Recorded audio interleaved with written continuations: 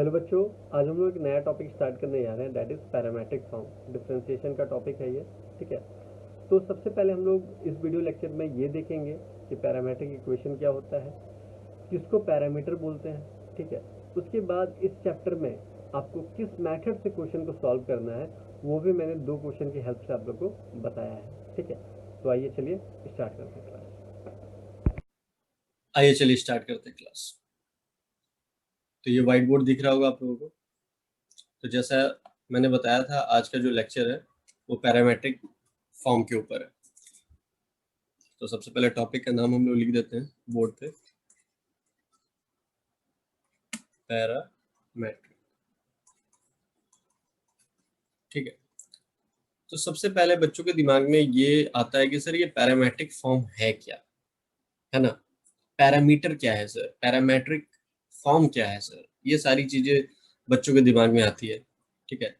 तो मैं अपने सिंपल भाषा में बताना चाहता हूँ कि जो चीज जिससे बने, अगर उसी को सेटिस्फाइड कर दे तो उसको पैरामेट्रिक बोलेंगे। जैसे फॉर एन एग्जांपल, अब मैं आपको बोलूं कि इक्वेशन ऑफ सर्कल आप बताओ मुझे जिसका सेंटर 0 0 हो। सेंटर का मतलब एच कॉमा के 0 0, मतलब मेरा जो सर्कल है वो ओरिजिन पे बनेगा इस कंडीशन पे, जब सेंटर 0 0 होगा। तो उस समय हमारा इक्वेशन ऑफ सर्कल क्या होता है, X square plus Y square equals to A square. अगर किसी बच्चों को ये भी नहीं समझ में आया कि ये इक्वेशन सर ने कहाँ से लिखा है, तो स्टैंडर्ड इक्वेशन ऑफ सर्कल होता है एक्स माइनस एच का whole square plus Y minus K का whole square equals to A square. यहाँ पे ए रेडियस है, एच और के जो है वो सेंटर है। अगर इसको हम 0 0 यहाँ पे पुट करेंगे तो एक्स माइनस 0 का whole square plus Y minus 0 का whole square equals to A square. तो यहाँ क्या हो जाएगा, X square plus Y square equals to A square. तो ये इक्वेशन ऑफ सर्कल है जब सेंटर 0 0 होगा। ठीक है। तो ये हमने लिख लिया अभी। अब मैं यहाँ पे क्या कह रहा हूं कि मैंने लेट कर लिया, क्या कर लिया, let x equals to A cos theta और y को कंसिडर कर लिया a साइन थीटा। ठीक है। अब मैंने बोला कि x और y की वैल्यू इस इक्वेशन में पुट कीजिए। तो x और y की वैल्यू हम पुट कर रहे हैं, a कॉस थीटा का whole square plus a sine theta का whole square equals to A square. जब इसको हम लोग तोड़ेंगे तो हो जाएगा A square cos square theta plus A square sine square theta equals to A square. अब यहाँ से ए स्क्वायर कॉमन लेंगे तो अंदर क्या बचेगा, cos square theta plus sine square theta equals to A square. अब ये क्या हो जाएगा, इसकी वैल्यू 1 होती है, तो क्या आ गया, A square equals to A square. देखो दोनों बराबर हो गया। तो अगर ऐसा कुछ हो जाता है तो उस कंडीशन में हम क्या बोलेंगे कि जो मेरा x है और y है इसको बोलेंगे पैरामेट्रिक इक्वेशन ऑफ सर्कल। क्या बोलेंगे, parametric equation of circle. Parametric equation of circle. कौन सा इक्वेशन था, X square plus Y square equals to A square. और ये जो थीटा है यहाँ पे इसको बोलेंगे पैरामीटर्स। क्या बोलेंगे, पैरामीटर। आई होप क्लियर हुआ होगा कॉन्सेप्ट, पैरामेट्रिक क्या होता है और पैरामीटर क्या होता है। ठीक है। अब आपको करना क्या, ये तो हो गया बेसिक कॉन्सेप्ट कि सर पैरामेट्रिक क्या है, पैरामीटर क्या है, ये तो बेसिक कॉन्सेप्ट हो गया। बट सर एक्सरसाइज के क्वेश्चंस हम लोग सॉल्व कैसे करेंगे, क्योंकि मैं तो फिजिक्स तो नहीं पढ़ा रहा है कि आपको डेरिवेशन आएगा एग्जाम में। आपको क्वेश्चंस आएंगे एग्जाम में बनाने के लिए और आपको अप्लाई करना पड़ेगा पैरामेट्रिक फॉर्म का जो मेथड होता है वो। ठीक है, चलिए आइए देखते हैं। तो अब इसको सॉल्व कैसे करेंगे, देखिए आपको एग्जाम में जो क्वेश्चन है वो किस तरीके का गिवन दिया रहेगा। आपको गिवन दिया रहेगा find dy by dx if x equals to at square comma y equals to 2at, ये दिया रहेगा आपको। अब आप लोग बोलोगे अरे सर हमने तो अभी क्या क्या देखा था, हम लोगों ने सर ये देखा था y इक्वल्स टू ऐसा करके कुछ था, आप बोलते थे इसको डिफ्रेंशिएट कर दो, ये मेथड देख देख रखा है सर। फिर सर ऐसा वाला भी मेथड देख रखा है हम लोगों ने, sine X equals to cos Y, ऐसे करके सर यहाँ से divide D X find out करते थे, यहाँ से divide D X find out कर रहे थे। तो सर हम लोग देख रहे थे कि यहाँ पे दो ही वेरिएबल की बात हो रही थी, एक्स और वाई, एक्स और वाई, एक्स और वाई, और हमेशा हम लोग एक्स के रिस्पेक्ट में डिफरेंशिएट करते थे। Am I right Kunal? Yes sir. ठीक है, बट यहाँ पे सर एक तीसरा पैरामीटर आ गया। तीसरा पैरामीटर क्या आ गया? टी। सर एक्स और वाई तो दिख ही रहा है, बट टी भी अब दिखने लगा है सर। तो सिर्फ टी नहीं दिखेगा, हो सकता है टी की जगह आपको थीटा दिख जाए, हो सकता है टी की जगह आपको यू दिख जाए, कुछ भी दिख सकता है। ठीक है, अब अभी इस क्वेश्चन में आपको टी दिख रहा है, तो फिर इसको सॉल्व कैसे करेंगे? अगर आपने अपना सिंपल वाला ही मेथड लगाया जो आप करते हुए आ रहे हो कि सर एक्स के रिस्पेक्ट में हम डिफरेंशिएट करेंगे, सर मेरा मन कर रहा है एक्स के रिस्पेक्ट में डिफरेंशिएट करना, करो भाई, कोई दिक्कत नहीं है। x equals to A T square. अब आप इसको x के रिस्पेक्ट में डिफरेंशिएट करोगे, ठीक है, तो differentiating both side with respect to x, तो इसका वैल्यू क्या हो जाएगा? 1, क्योंकि x को x के रिस्पेक्ट में डिफरेंशिएट करते तो 1 हो जाता है। अब इसको x के रिस्पेक्ट में डिफरेंशिएट करेंगे तो a तो कांस्टेंट है, a बाहर आ जाएगा, t स्क्वायर क्या हो जाएगा? 2t dt बाई dx हो जाएगा। तो इसको हम लोग क्या लिख सकते हैं? 1 equals to 2at dt by dx लिख सकते हैं। अब इसको यहीं पे अभी छोड़ देते हैं, ठीक है। अब हम लोग इसको डिफरेंशिएट करते हैं, y इक्वल्स टू 2at, ठीक है, इसको भी डिफरेंशिएट करते हैं हम लोग x के फॉर्मेट में, dy dx, मतलब x के रिस्पेक्ट में। तो 2a तो मेरा कांस्टेंट है और t का डिफरेंशिएशन क्या हो जाएगा? dt by dx। अब देखो dt बाई dx की वैल्यू हम यहाँ से फाइंड आउट कर सकते हैं, 1 अपॉन क्या हो जाएगा? 2at equals to dt by dx।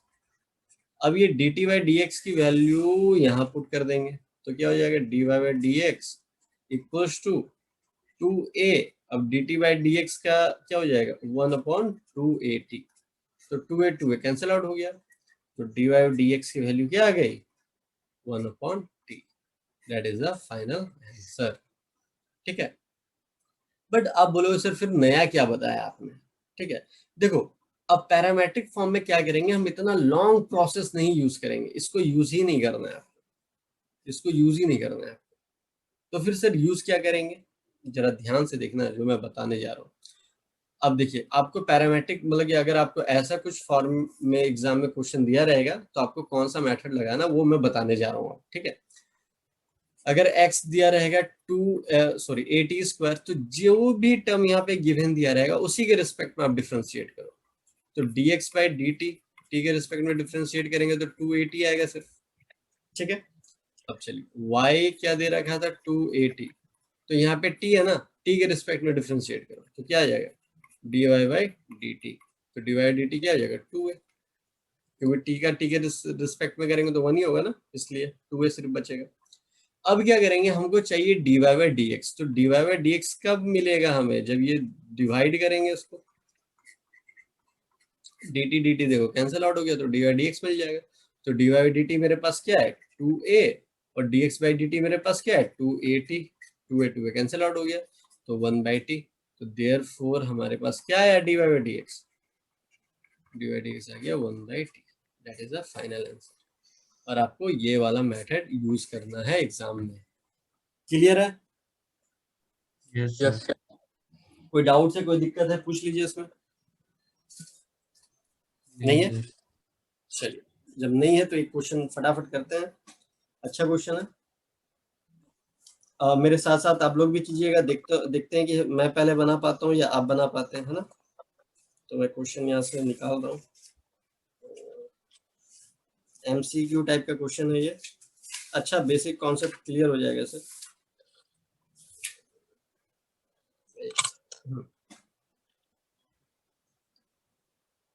Question है, चलिए आप लोग भी कीजिएगा, जैसे जैसे मैं लिख रहा हूँ फटाफट आप लोग भी कीजिएगा और देखिएगा कि लाइक आप पहले बना पा रहे हैं या मैं बना पा रहा हूँ।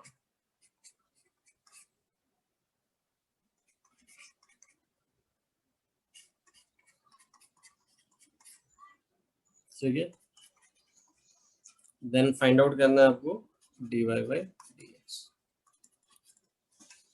तो चलिए आपको पहले ही बता चुका हूँ मैं कैसे इसको क्वेश्चन को करना है, हम लोग को कैसे स्टार्ट करना है सॉल्यूशन। अब ये x क्या दे रखा है आपका? t प्लस 1 बाई टी, ठीक है।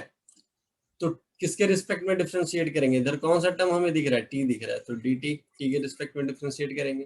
तो टी के रिस्पेक्ट में डिफरेंशिएट करेंगे तो 1 हो जाएगा, प्लस अब 1/t, अब 1/t को देखो यहाँ पे मैं साइड में डिफरेंशिएट कर दे रहा हूँ, तो t को ऊपर लेके जाऊंगा तो -1 लिखेंगे, तो जब इसको डिफरेंशिएट करेंगे तो -1 आगे आएगा, फिर t -1 है ना, तो ये क्या हो जाएगा -1 t के पावर में -2, तो इसको क्या लिख सकते हैं हम लोग -1/t²। तो यहाँ पे क्या हो जाएगा, चलो यहाँ पे प्लस साइन हटा देता हूँ, मैं डायरेक्टली माइनस साइन लगाता हूँ यहाँ पे, -1/t²। कोई दिक्कत? चलिए, नो सर। उसके बाद y = t -1/t दे रखा था, तो इसको क्या करेंगे, dy/dt करेंगे, फिर से t का डिफरेंशिएशन t के रिस्पेक्ट में क्या हो जाएगा 1, फिर क्या हो जाएगा -1/t का अभी हम लोग निकाल चुके हैं, 1/t का क्या होगा -1/t², तो ये माइनस माइनस क्या हो जाएगा प्लस हो जाएगा, तो dy/dt क्या हो जाएगा 1 + 1/t²। अब हमको क्या करना है, dy/dx निकालना है, तो क्या करना पड़ेगा, डिवाइड करना पड़ेगा dy/dt/dx/dt। तो dy/dt क्या दे रखा है 1 + 1/t², और ये दे रखा है 1 - 1/t²। फर्दर सॉल्व करेंगे तो t² एलसीएम लेंगे तो ये क्या आ जाएगा t² + 1, और यहाँ नीचे t² एलसीएम लेंगे तो क्या आ जाएगा t² - 1, t² कैंसिल आउट हो गया, तो ये हो गया t² + 1/t² - 1। कोई दिक्कत यहाँ तक बताएं? No sir. चलिए, तो आप लोगों को आई होप कॉन्सेप्ट अच्छे से समझ में आया होगा, क्या होता है और कैसे बनाना है, स्टेप बाय स्टेप कैसे आप लोगों को करना है और थिंक कैसे करना है, सारी चीजें मैंने बता दी है। फर्दर आप लोगों को और भी क्वेश्चन चाहिए, आप मुझे व्हाट्सअप करना और मैं आपको क्वेश्चन सेंड कर दूंगा।